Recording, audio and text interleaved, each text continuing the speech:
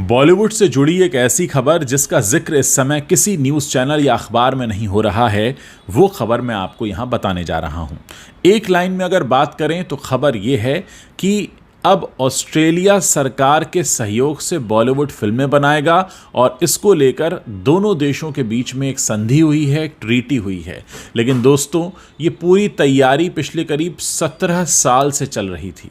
जी हाँ, आप जानकर हैरान रह जाएंगे कि अक्टूबर 2006 में पहली बार एक भारतीय मूल के ही नितिन गुप्ता हैं, उन्होंने इसका ड्राफ्ट तैयार किया था और तब से लग रहा था कि इसे इम्प्लीमेंट किया जाएगा। उसके बाद बहुत सी चीज़ें हुई, आपने देखा ही होगा कि इंडियन फिल्म फेस्टिवल मेलबर्न भी शुरू किया गया ऑस्ट्रेलिया के विक्टोरिया प्रांत में, लेकिन ये संधि अभी तक साइन नहीं हो पाई थी। हमारे प्रधानमंत्री मोदी जी 2 बार ऑस्ट्रेलिया जाकर आए और ऑस्ट्रेलिया के प्रधानमंत्री कम से कम 7 से 8 बार इन 17 सालों में इंडिया आते रहे, लेकिन ये ट्रीटी साइन नहीं हो पा रही थी। लेकिन अब ये ट्रीटी साइन हुई है और इसका फ़ायदा दोनों तरफ के फिल्मकारों को भर भर कर मिलने वाला है।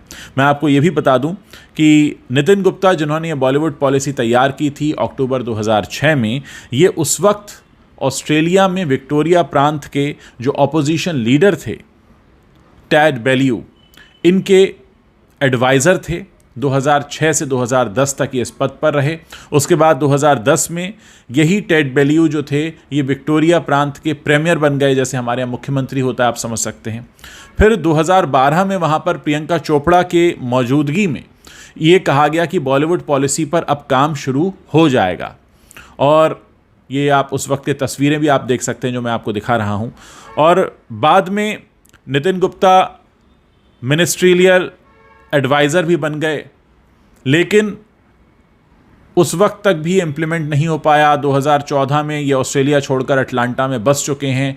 आज जाकर जब ये खबर आती है कि हाँ, अब दोनों देशों ने ट्रीटी साइन कर ली है, उसके बाद अब आप समझिए कि एक बहुत बड़ा दरवाज़ा भारत के फिल्मकारों के लिए खुल रहा है, जिसमें बहुत सा फ़ायदा दोनों तरफ को होने वाला है। लेकिन ये कहानी मैंने आपको इसलिए बताई क्योंकि कहते हैं ना कि भारत में सरकारी चीज़ों में बड़ा टाइम लगता है, तो सिर्फ भारत में ही नहीं, कई बार विकसित देशों में भी इतना वक्त लग जाता है। 17 साल लगे इस ट्रीटी को होने में। और मैं आपको बता दूं कि भारत 14वां ऐसा देश है जिसने ऑस्ट्रेलिया के साथ ये ट्रीटी साइन की है और इसका फ़ायदा दोनों ही तरफ के फिल्मकारों को होने वाला है।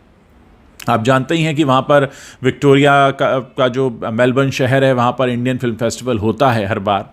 लेकिन ये भी एक हैरानी की बात है कि पिछले 10 से भी ज़्यादा सालों से हो रहा है, लेकिन आज तक मेलबर्न में कोई फिल्म शूट नहीं हुई है, जबकि इसका मकसद यही था कि मेलबर्न में फिल्में शूट हों, बॉलीवुड वहाँ आने लगे। तो बॉलीवुड वहाँ जाने तो लगा, लेकिन फिल्म शूटिंग के लिए नहीं। बस वो 2 से 3 दिन का हॉलीडे होता है अगस्त महीने में, इंडिपेंडेंस डे के आसपास, बस उसमें एक फिल्म फेस्टिवल हो जाता है, कुछ लोगों को अवार्ड दे दिए जाते हैं और छुट्टी हो जाती है। लेकिन अभी तक उसके आगे का काम नहीं हुआ था जो अब होने जा रहा है।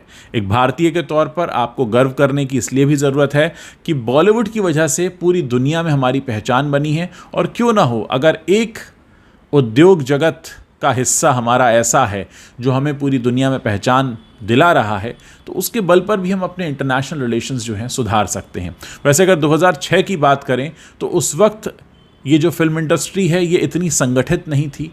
आज ये कई मायनों में बेहतर हो चुकी है और अब तो आप देख ही रहे हैं कि जिस तरह से इंटरनेशनल मार्केट में भारत के सिनेमा ने अपना दबदबा बनाया है, उस सब के बीच ये जो समझौता है जिसके तहत भारत के फिल्मकार और ऑस्ट्रेलिया के फिल्मकार दोनों को फ़ायदा होगा, दोनों को टैक्स बेनिफिट्स भी मिलेंगे और बहुत बढ़िया और बेहतर फिल्में दोनों मिलकर बना पाएंगे, ये एक बहुत ही काबिल तारीफ़ बात है। और जैसा कि हम देख रहे हैं कि भारत इंटरनेशनली अपना एक स्तर बढ़ाता जा रहा है। बात बात में हम लोग कहते भी हैं कि भारत विश्वगुरु बन जाएगा, तो भारत विश्वगुरु बनेगा नहीं बनेगा ये नहीं पता, लेकिन हाँ, इतना ज़रूर है कि ऑस्ट्रेलिया जैसे विकसित देश के साथ हमारे सिनेमा ने हाथ मिला लिया है और अब हमारा सिनेमा और भी आगे बढ़ने वाला है। दोस्तों, मैं चाहूँगा कि इस खबर को आप शेयर भी करें और मुझे बताएं भी कि इसको जानकर आपको कैसा लगा और क्या आप चाहते हैं कि इस तरह की और भी खबरें मैं आपके बीच लाता रहूं जो शायद आपको आम तौर पर कहीं देखने को नहीं मिलती हैं, लेकिन उनका सीधा वास्ता आपसे होता है।